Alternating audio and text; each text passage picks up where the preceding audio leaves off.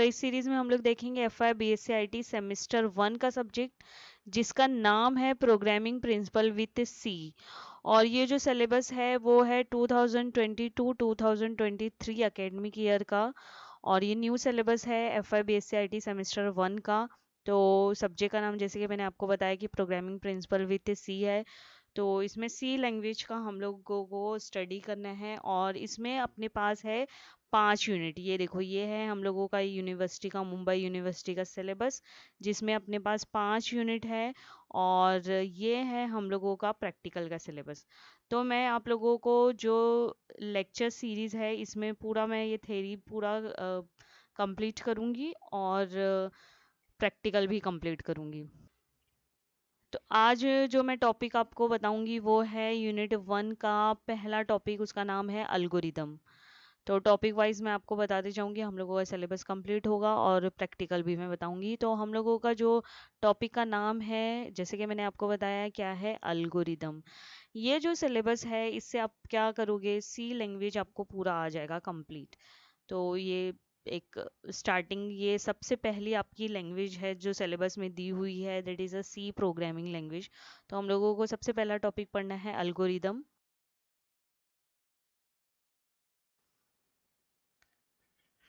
तो अल्गोरिदम का यहाँ पे मैंने डेफिनेशन लिख दिया है, 2 डेफिनेशन लिखा है मैंने। तो बहुत सिंपल है। अल्गोरिदम क्या होता है कि अगर आपके पास कोई प्रॉब्लम है और उसको आपको सॉल्व करना है, तो आप क्या करोगे, स्टेप बाय स्टेप इंस्ट्रक्शंस लिखोगे। तो वो इंस्ट्रक्शन स्टेप बाय स्टेप जो आपने लिखी है, उसको हम लोग क्या बोलते हैं, अल्गोरिदम बोलते हैं।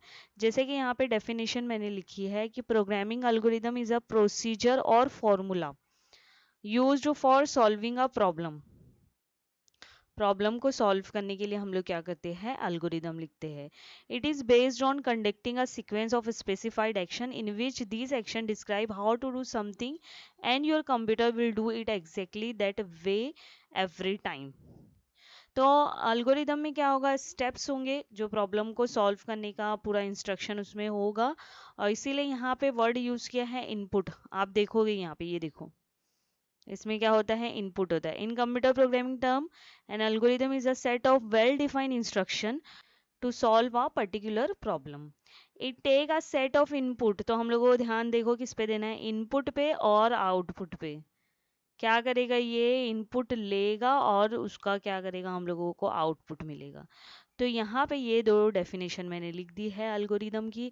फिर अब हम लोग देखते हैं कि एडवांटेजेस क्या होता है। अल्गोरिदम हम लोग यूज़ करते हैं प्रोग्रामिंग में, तो उसका क्या एडवांटेजेस है। पहला जो एडवांटेज है वो क्या है, यहाँ पे दिया हुआ है कि step wise representation of a solution to a given problem. जैसे कि मैंने आपको बताया कि प्रॉब्लम है, उसको सॉल्व करने के लिए हम लोग क्या करेंगे, स्टेप वाइज एक पर्टिकुलर इंस्ट्रक्शन देंगे। तो उसको हम लोग क्या बोलते हैं, अल्गोरिदम बोलते हैं ना।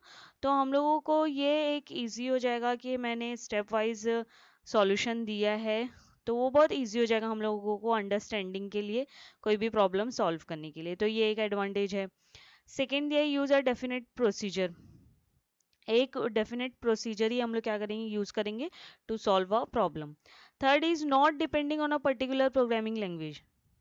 तो देखो, जब मैं अल्गोरिदम बना रही हूँ, तो ऐसे नहीं कि वो स्पेसिफिकली सी लैंग्वेज के लिए यूज होगा, या पाइथन प्रोग्रामिंग लैंग्वेज के लिए यूज़ होगा, या जावा के लिए यूज़ होगा। अगर आप एक एल्गोरिदम बना रहे हो, तो आप वो कोई भी प्रोग्रामिंग लैंग्वेज के लिए यूज़ कर सकते हो। वो कोई पर्टिकुलर जावा के लिए सिंटैक्स अलग नहीं होगा, पाइथन के लिए अलग नहीं होगा, सी लैंग्वेज के लिए अलग नहीं होगा। इसीलिए यहाँ पे वर्ड यूज़ किया है डिपेंडेंट, नॉट डिपेंडेंट, डिपेंड नहीं होता है।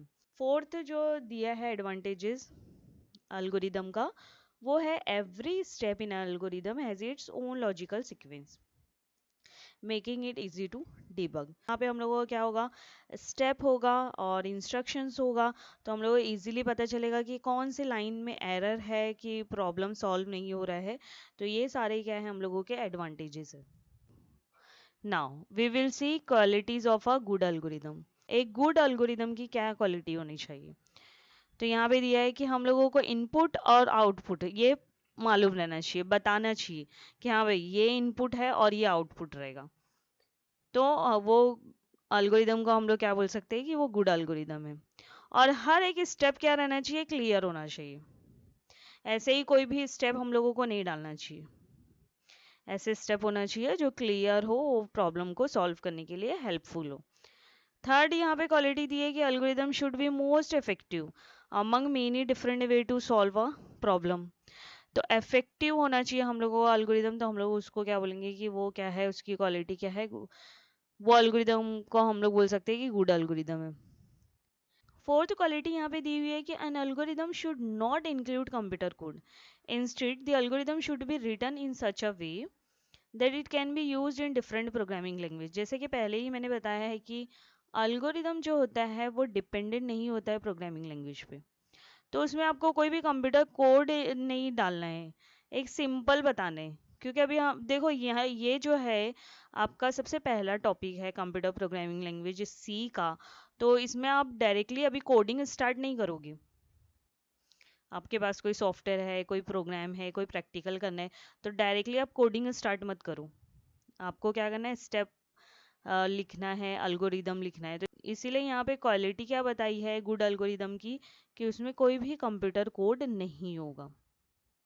ओके, तो हम लोगों ने क्या क्या देखा यहाँ पे, तो पहले डेफिनेशन बताई मैंने आपको, and then advantages, and then qualities.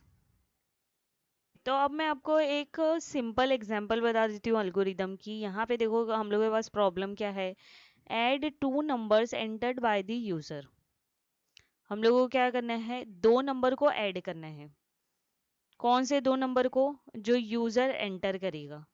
Okay, अपने पास प्रॉब्लम क्या है कि यूजर जो भी नंबर एंटर करेगा, दो नंबर, उसको हम लोगों को क्या करना है, ऐड करना है। तो हम लोगों को स्टेप वन हम लोगों का क्या रहेगा, ये अल्गोरिदम का स्टेप वन क्या रहेगा, स्टार्ट। ओके, तो देखो ये स्टेप वन हो गया, और लास्ट स्टेप क्या रहेगा, स्टॉप। तो एक रहेगा स्टार्ट और एक रहेगा स्टॉप, ये हो गया। अब सेकेंड स्टेप क्या है हम लोगों का, कि हम लोगों को यूजर जो नंबर देगा उसको सबसे पहले डिक्लेयर करना है। तो ये टर्म जो है वो अब न्यू है तुम लोगों के लिए, ये याद रख लो कि जब भी यूजर से हम लोग नंबर ले रहे हैं, या हम लोग नंबर यूज कर रहे हैं, या नेम यूज कर रहे हैं, तो वो जो वेरिएबल होता है उसको हम लोगों को क्या करना रहता है, डिक्लेयर करना रहता है। ओके, तो ये डिक्लेयर टर्म याद रख लो, डिक्लेयर करना रहता है क्या, वेरिएबल। तो हम लोगों को क्या क्या लगेगा, दो वेरिएबल लगेगा जो यूजर जिसमें नंबर देगा, और एक लगेगा रिजल्ट के लिए, है ना। तो अपने को कितने वेरिएबल्स लगेंगे, तीन वेरिएबल। तो यूज करने से पहले हम लोगों को क्या करना पड़ेगा, उसको डिक्लेयर करना पड़ेगा। ये टर्म याद रखना है हम लोगों को। नेक्स्ट स्टेप, स्टेप थ्री क्या रहेगा, रीड वैल्यू। अब हम लोग क्या करेंगे, यूजर से वैल्यू रीड करेंगे, किसका, num1 और num2 वेरिएबल का। ये काम हो गया। फिर स्टेप फोर में हम लोगों को क्या करना है, ऐड करना है। क्या ऐड करना है, num1 और num2 को। num1 एंड num2 को ऐड करके हम लोगों को क्या करना है, उसको सम में क्या करना है, असाइन करना है। तो देखो ये हम लोगों का बन गया स्टेप फोर, जिसमें हम लोगों ने क्या किया, num1 और num2 को ऐड करके सम में हम लोगों ने स्टोर कर दिया। और स्टेप फाइव में हम लोगों ने क्या किया, सम को डिस्प्ले कर दिया स्क्रीन पे। तो ये हम लोगों का हो गया, दो नंबर को हम लोगों ने ऐड किया। कौन से दो नंबर, जो यूजर ने एंटर किया है। तो ये है हम लोगों का अल्गोरिदम, कि अपने पास एक प्रॉब्लम थी और हम लोगों ने स्टेप बाय स्टेप क्या किया, उसको सॉल्व किया।